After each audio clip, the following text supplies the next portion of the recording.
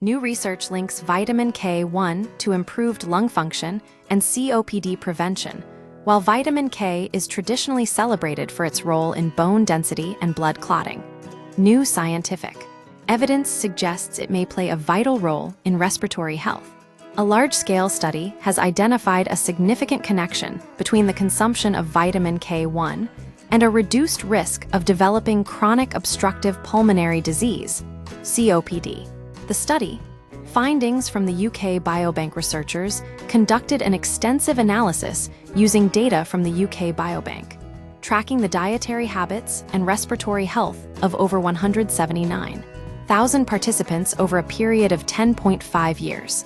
The study focused on the two primary forms of the vitamin K1, found predominantly in leafy green vegetables like kale and spinach, vitamin K2, found in fermented foods and animal-based products. The results revealed a distinct advantage for those consuming more K1.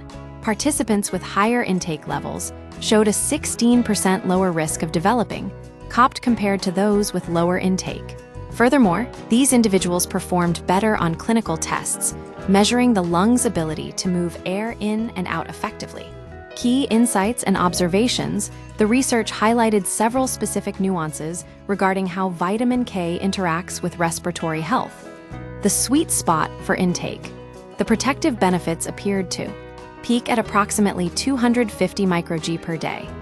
This is roughly equivalent to 1 serving of kale or 1.5 to 2 cups of uncooked leafy greens. Consuming amounts beyond this threshold did not appear to offer additional respiratory protection. Targeted benefits.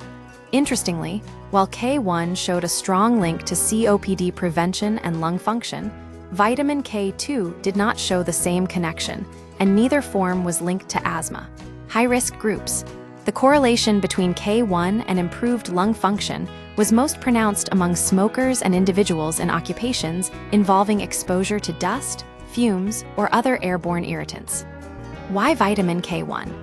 The biological connection. While the study establishes a correlation rather than direct causation, scientists point to two primary biological mechanisms that may explain why K1 supports the lungs. Calcium regulation.